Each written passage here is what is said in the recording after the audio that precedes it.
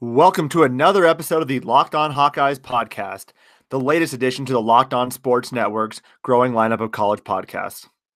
I'm your host, Andrew Wade, editor over at dearoldgold.com, where you can find analysis pieces on all things black and yellow, and we have an exciting episode for you today. If you haven't had a chance to check out yesterday's premiere episode, definitely please do that. You can find it at any place where you can get your podcast, so iTunes, Stitcher, Spotify, or Google Podcast. Definitely take a look, subscribe, listen, provide us feedback, that sort of thing. Definitely take a listen because it was a great episode where we discussed Iowa's loss to Northwestern. We did a recap of the week in Hawkeye athletics, kind of, looking at the women's basketball team, the women's field hockey team, and the wrestling team as they are all off to a few, some good starts or good conclusions to their seasons. And then finally, we wrapped up by talking about the men's basketball team's 2-0 start. On today's episode, we have three segments for you today. Segment one, we're going to be talking about the postseason aspirations for the Hawkeyes, what kind of goes into what bowl they might go to, what that means for you, the fans, and so on and so forth. On segment two, we're going to be reviewing the Big Ten West. So it was definitely a big weekend in college football, a lot of interesting scores. If you didn't get a chance to check it out, we're going to be providing you kind of an overview or a recap of what happened on Saturday's games. And finally, in segment three, we're going to be looking towards next season. I know this season is obviously disappointing. I think many of us fans are excited about, or were excited about, the possibility of this team, especially after a 6-1 start, considering the Wisconsin loss. Truly Iowa outperformed Wisconsin for 3/4 of that game. And so, when you're looking at the schedule, you thought there's an opportunity for Iowa to really make a run this season. Obviously, the last three games, the 3-game losing streak by a myriad of ways, put a damper on those hopes. But there's a lot of hopes for next season. There's a lot of things to look forward to, and we're going to be talking about that next on the segment three. Before we jump in again, just make sure if you're listening to this now, please just go subscribe to our podcast on iTunes, Stitcher, Spotify, Google Podcast, or wherever you get your podcast at. And please leave us a review. Feel free to also tweet at us. We are on Twitter at Locked On Iowa. And my name is Andrew Wade again. I'm on Twitter at Wade_Andrew. So please feel free to reach out to us. Give us some suggestions on content you would love to see, or some thoughts of what you'd like to see in the future for the podcast. Jumping into segment one. So as everyone here hopefully knows at this point, Iowa lost to Northwestern on Saturday, and it was a disappointing loss. It was one in a streak of 3 losses that the Hawks have had over the last 3 weeks. Definitely a damper on the season, as I talked about a little earlier, and that puts them at 6-4 and 3-4 in the Big Ten Conference. So they're basically eliminated from winning the Big Ten West. And when I say basically, I mean they are. Northwestern has clinched the Big Ten West. There was still a slight glimmer of hope that they could win if they were able to pull out a victory against Northwestern, but that is gone now. But what does that mean for postseason plans?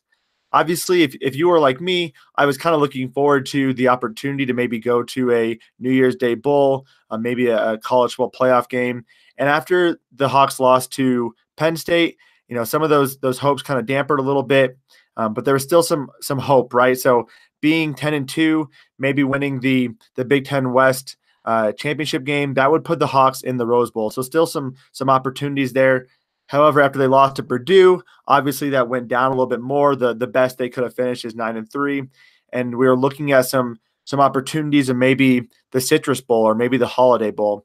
And attendees on Saturday were actually from the Holiday Bowl and the Citrus Bowl, so they're definitely looking at the Iowa Hawkeyes as a potential team to maybe fill in for the Big Ten in those bowl games. But with the loss to Northwestern, that really cedes the opportunity that Iowa had to make one of those good bowl games, either in San Diego or in Orlando, Florida. It's unfortunate, but it's a part of life and being an Iowa Hawkeye fan. So we'll kind of move on, talk about what the criteria is that goes into how the Hawks get into a bowl game and what opportunities are present for them now after losing again to Northwestern and facing the likelihood of going either 8-4 or 7-5. So the three big factors to bowl selections. First is kind of where each team falls in the college football playoff rankings and the Big Ten conference. So if we have 4 or 5 teams in the CFP rankings, Iowa is the fourth ranked team. That will obviously slate them in potentially the fourth best bowl game that the Big Ten has ties to. It's not an exact science, but it's definitely a good kind of touch point to get an idea where your team may fall, specifically the Hawkeyes. The next big factor is the fact that the Big Ten has specific ties to bowls. So the Rose Bowl, the Citrus Bowl, the Outback Bowl, the Holiday Bowl, the Tax Slayer Bowl, the Pinstripe Bowl, the Red Box Bowl, and the Quick Lane Bowl all have allegiances to the Big Ten. So that means they try to slate a Big Ten team in there if possible. And then the final factor into bowl selections is a soft agreement to not repeat bowl teams. So what this means is we're kind of running into a situation where bowls do not want to bring the same teams back for a good reason. They want to have a different product each year, and also typically teams' fan bases don't want to travel to the same bowl over and over again, unless obviously it's the Rose Bowl or a bowl like that. But so what that means is for an Iowa Hawkeye team that made the Pinstripe Bowl last year, made the Outback Bowl in 2016, and made the Tax Slayer Bowl in 2014, it's likely that those are not going to be options on the table. This isn't a hard agreement. It doesn't mean that Iowa can't make those bowls, but if possible, those bowl representatives are not going to be choosing the Iowa Hawkeyes to go there. And personally, I'm okay with not going to the Pinstripe Bowl. New York's a great city. It's fun to be in for about 24 hours, but do you really want to go to cold weather in December and watch the Hawks play? No, none of us Iowa folk want to go to a cold weather game. We want to go to a warm weather game and see the Hawks play in sunshine and 70 degrees. So what does that mean for the Hawks? Okay, so they're not going to make the Rose Bowl. They're not making a CFP Bowl. They're likely not going to make the Citrus Bowl or the Outback Bowl, due to some allegiances and also due to the record. Holiday Bowl is probably off the table, and so is the Tax Slayer Bowl and the Pinstripe Bowl. Really, that leaves the Red Box Bowl and the Quick Lane Bowl. And it's looking very much like the Hawks would play in the Red Box Bowl, and that will be in San Francisco. It's late in December. I don't have the date off the top of my head. It is going at noon PST. So, San Francisco in the winter, very mild temperatures, probably going to be, 50s to 60s. Doesn't get much, warmer than that. Obviously, there's some, issues right now with all the forest fires a little bit south of there. But for right now, it's looking like Iowa will be slated to go to the Red Box Bowl. It also really depends on where Michigan and Ohio State fall within the college football playoffs. If Michigan or Ohio State makes the CFP playoff, that's fantastic. They will kind of just move Big Ten teams up in the ladder in terms of a bowl ranking. So that'll be something to watch, but it's likely going to be Iowa in the Red Box Bowl. If you have any comments or questions on that, definitely feel free to tweet us. I'm happy to respond about how that analysis went into play, kind of what we were thinking and our thoughts and why Iowa would, be a good slot for the Red Box Bowl. Coming up on segment 2, as we're going to do every Tuesday, we're going to be giving you a rundown of the past weekend's Big Ten West games, what that means for the Big Ten West standings, and so on and so forth. When we get into the basketball season, we'll start doing some of that analysis as well. Obviously, we're a few games into the basketball season for both the men and the women's teams, but there's not a lot that's going on that's really going to change right now. So until the football season ends, we won't really jump or dive into the basketball standings for a little bit. But before I talk about the Big Ten West, I have a message for you, the listener, because if you're like me, you hate to miss your favorite team play, regardless of who they are playing. Fortunately for you, that's where Sling TV comes in. For me, at least, I never have to miss a football or a basketball game again. And the best part is, I no longer have to pay for a bunch of channels I don't even watch with a typical cable package. For just $30 a month, you get access to ESPN, Big Ten Network, and more without the hassle of a long-term contract. What's even more exciting is that we have a fantastic offer for you, the listener. Locked On listeners can get a free 7-day trial by going to sling.com/lockedon. That's SLING.com/lockedon. Never miss a game again with Sling TV. All right. Before we jump into segment 2, quickly wanted to let you know for segment 3, we're going to be talking about how the Iowa football team next year could be better than this year's team. There's a lot of, key pieces coming back, and you do not want to miss that. I know, especially for me, it's always nice to try to think on the positive side of things, think what's coming up in the future. And while this season may be disappointing, there's definitely some promising aspects to next season, which I want to touch on. So do not miss the segment 3 that's going to be, touched on here in a little bit. Again, we're going to touch on for segment 2 what happened in the Big Ten West. I don't want to talk about the Northwestern game too much. Obviously, a little bit sour about that. Northwestern did beat Iowa 14-10, and we touched on some of the analysis pieces yesterday. So if you want some more information on that game, definitely go back to yesterday's episode. Check that out. Some good stuff there. The one thing I forgot to cover, though, is what in the heck is going on with Noah Fant. More and more, we are not seeing him on the field in crucial moments. And after the game, Kirk had this to say. He said, "We try to feature our guys that are doing the best, whether it's TJ, Noah, our receivers. We're calling the game as we call the game. We're playing the best guys that we feel are best for the situation that's given." I'm not sure what your thoughts are, but personally, I think that's ridiculous. Noah Fant is a top 15 NFL prospect, and I cannot stress that enough. There is a reason why NFL teams are ecstatic about this kid's potential, and I do not understand how Iowa is not utilizing him more. Think about this. Against Purdue, he took a bubble screen, 65 yards, and dragged a guy for another 20 after the first 40 yards of that catch. That is absurd. This guy is faster than most Big Ten corners and bigger than most Big Ten corners and linebackers. This guy can beat anyone in any matchup, and we're not utilizing him. It's ridiculous. And just look at George Kittle, for example. He had probably 20 to 25 catches his senior year at Iowa, and look at him now. He's one of the top tight ends in the National Football League. So why are we not utilizing Noah Fant? It's just absurd to me, and I don't understand what's going on. If you do get a chance, definitely check out some of our affiliate podcasts, Locked On NFL Draft and the Draft Dudes podcast, because you will likely hear a little bit more about Noah Fant.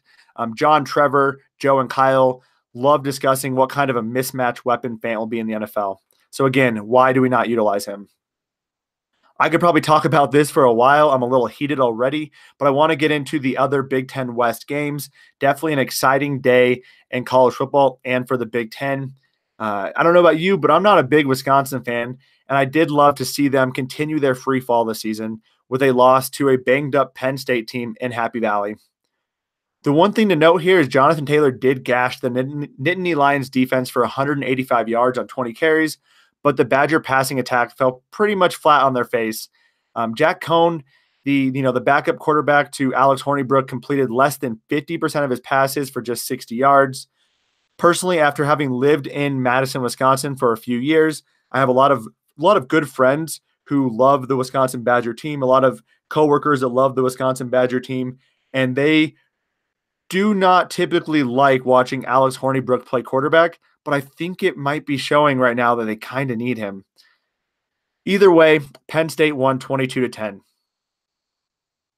The next game I want to talk about is probably the biggest surprise, but Purdue, fresh off a last-second victory over our beloved Hawkeye football team, couldn't have had a more disappointing showing against the lackluster Minnesota Golden Gophers.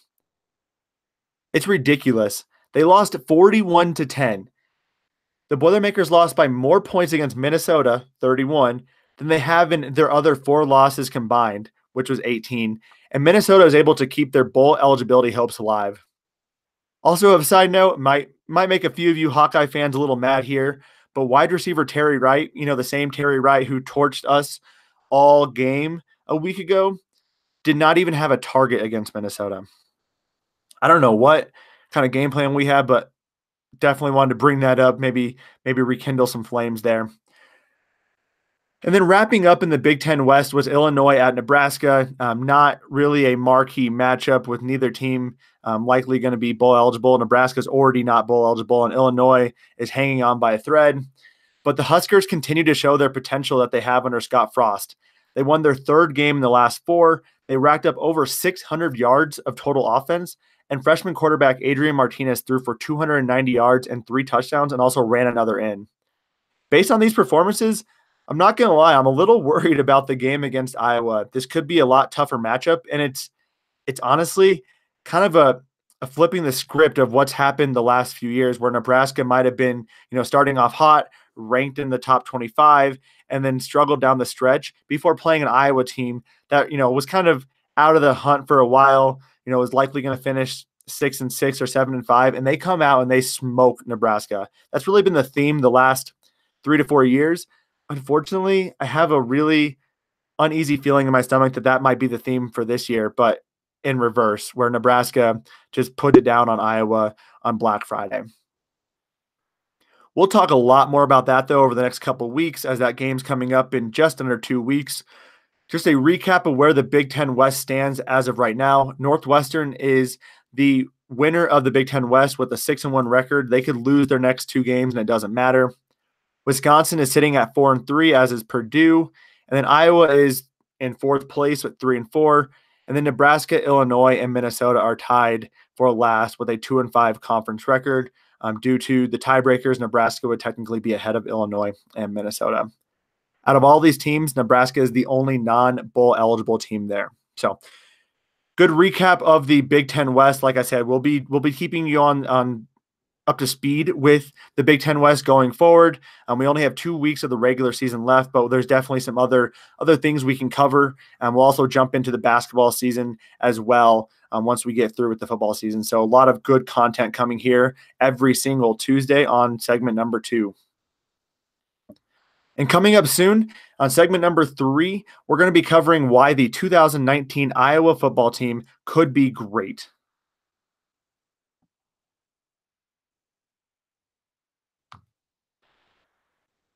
All right. We are back with segment 3, where we're going to be covering the 2019 Iowa football team and why we should be looking ahead with a little bit of a happy feeling in our hearts. Like I've been talking about, this season has been rough. It's been tough for me. I haven't enjoyed watching Iowa lose 3 straight games. I'm hoping they can get back on the winning streak against Illinois. If there is a loss against Illinois, I would say the bottom just completely fell out of this team and a really disappointing end of the season. But neither here nor there. We can talk about that later in this week. What I wanted to cover, though, is looking at both the offense, the defense, and next year's schedule, because there's a lot of good things and positive things to take away from what the Hawkeyes are bringing back. On offense, they're going to be returning 7 starters. All right, think about that. 7 starters, including both their tackles and star quarterback Nate Stanley. And I know Nate Stanley has definitely caused some frustrations. He's had some issues here and there. But when you look at it, when you compare him to other quarterbacks that we've had in the past, Nate Stanley's pretty darn good. And there's a lot of the intangible thing, the non-tangible things that we don't really think about, right? Whether it's stepping up in the pocket, getting the ball off, being able to create plays with his legs. Against Indiana, the guy just wouldn't go down. I mean, he's 6'4", 220 pounds. He's built like Ben Roethlisberger. So definitely awesome to have him hopefully back. He definitely received some buzz early on about potentially being a first-round quarterback, especially in a very, very weak and depleted quarterback class. I just can't see that happening. He has ties to Iowa. His parents went to Iowa. I foresee him looking at this team and thinking next year we have a shot. This year has been disappointing and coming back. We're also going to be missing Ross Reynolds and Keegan Render, 2 interior offensive linemen. They've had a few starts in the past, but this is really their first full year of starting on the Iowa Hawkeyes. And then we're going to be missing wide receiver Nick Easley and likely Noah Fant. As far as Reynolds and Render go, there's a few veteran players kind of backing them up. So I don't foresee that being a huge loss. Obviously, having some stability and consistency on the line is huge, but that's nothing new. Only replacing 2 interior offensive linemen will not be a huge loss for the Hawks. Nick Easley has been, kind of Stanley's, security blanket, been a Wes Welker type receiver for the Hawks, and that's definitely going to be missed. However, this will give Ihmir Smith-Marsette an opportunity to step up and get even more snaps. That speedster he's electrifying. I mean, we talked about yesterday, we handed him a game ball. This kid is fantastic, and it'll be interesting to see how Brian Ferentz determines or decides to utilize him in next year's offense. The big person that we're going to be missing, though, is Noah Fant. And honestly, who can blame him? If I were him, I'd be gone too because the Hawks cannot use him correctly. Fortunately for Iowa, they are in a unique situation where they have two of the top 5 tight ends in the nation. And honestly, I would say Hawkinson's probably one of the top 3 along with Noah Fant. I don't care if you call that a hot take. TJ Hawkinson is fantastic. If you haven't seen him hurdle players, you definitely need to check out Google TJ Hawkinson hurdle.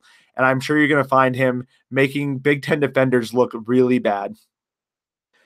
So Fant's likely gone. TJ Hawkinson is technically eligible for the draft, but I don't foresee him going. He's just a redshirt sophomore.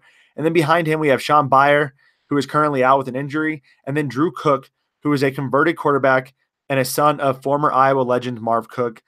He has been touted as a potential tight end for quite a few years. It'll be great to see some of that potential come to fruition since we haven't seen him play a ton in his Iowa Hawkeye career. On the defensive side of the ball, this is really where we're going to see some stinging losses. We're going to be losing the entire defensive line, plus Jake Gervais, who has been really in and out of the starting lineup throughout his Hawkeye career. To start with the easy pieces, Gervais is really replaceable. Obviously, you like to have that senior leadership, but with freshman stud Geno Stone, who has 4 interceptions already, playing outstanding, I can't foresee that being a huge loss for us Hawkeye fans. Jake Gervais will be, missed, but not too terribly. However, the big item that we're going to be struggling with is replacing that fantastic defensive line. That defensive line is led by 4 seniors. So pretty impressive, all things considered. They've had multiple years of starting. They have familiarity with each other, and that cannot be taken lightly. It's a big deal. However, if I had to pick one area on the Hawkeye defense that we had a lot of depth, it would be defensive line. All right. Replacing Parker Hesse, Matt Nelson, Anthony Nelson, and Sam Brinks is not going to be easy, but when you're doing it with AJ Epinesa, Chauncey Golston, Cedric Lattimore, and Brady Rife, who are already consistently rotating in and out of the lineup, that's a pretty good contingency plan. Epinesa is going to be going off next year, and I personally would be worried if I am any Big Ten left tackle. Better watch out for AJ Epinesa. Against Northwestern, there was literally a play where he had the offensive lineman on skates, and I'm not kidding. He was shoving this guy just back into the quarterback. He currently is in 5th in the Big Ten West in sacks, so definitely something exciting to look out for next year. Chauncey Golston's kind of nipping at his ankles, though. He already has 3.5 sacks, and again, limited playing time. And Cedric Lattimore has 17 total tackles. So it's not going to be the worst loss in the world considering how much depth we have. And then on special teams, Miguel Recinos has been pretty consistent over the last 2 years. He'll be gone. The likely starter will be Caleb Shadak, who has not had hardly any experience with the Hawks. But I will say if there's an area where Iowa's been pretty good about having good kickers, it's that area. So hopefully an opportunity to see Caleb shine. It'll be sad to see Recinos go, especially he's been pretty consistent this year, even outside of a few long field goals and one against Northwestern this past weekend, but not a huge loss there. And then finally, just the schedule.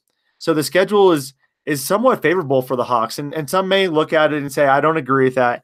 But let me tell you why.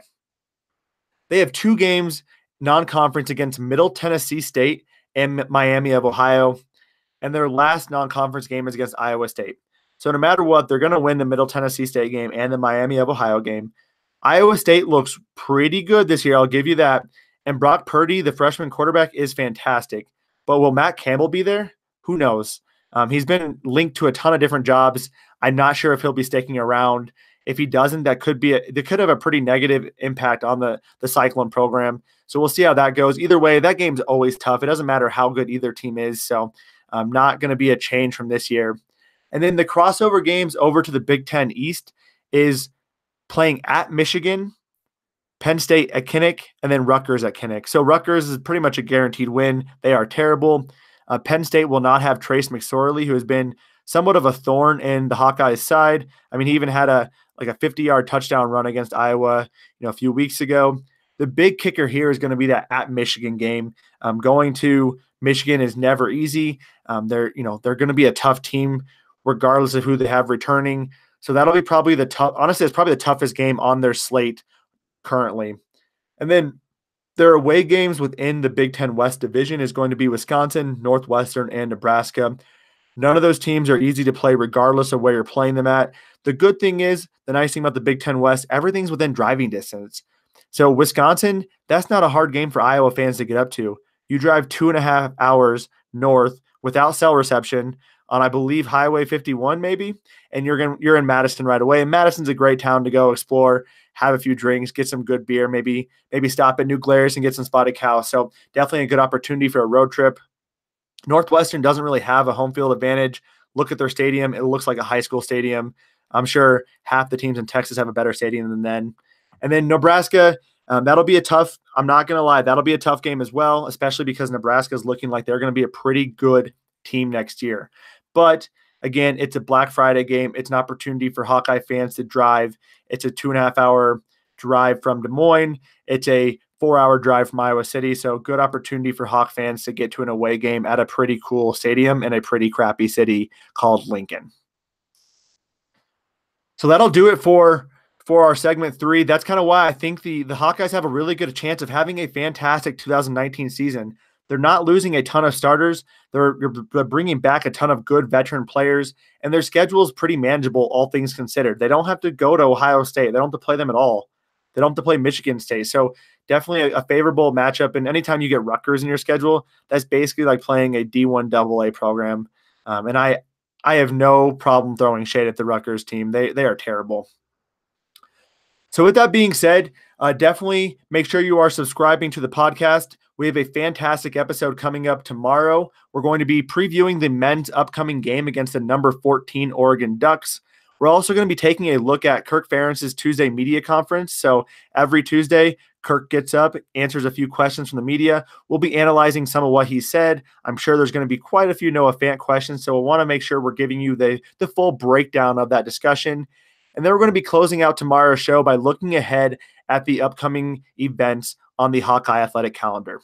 So definitely an episode you do not want to miss. Please tune in again tomorrow morning on our Wednesday episode. So that'll do it for our Tuesday morning episode.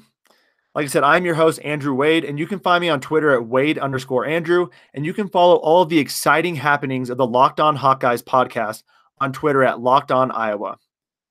As I've mentioned to you multiple times, very important as we are a pretty new podcast on the Locked On Sports Network. Like I said, we are the latest addition to their growing list of college teams. So if you don't like the Hawkeyes, if you kind of stumbled upon us, make sure to check out the other programs they have. They have a Locked On Nittany Lions. They have a Locked On Bama. So a lot of great content coming your way, regardless of which team you are a fan of.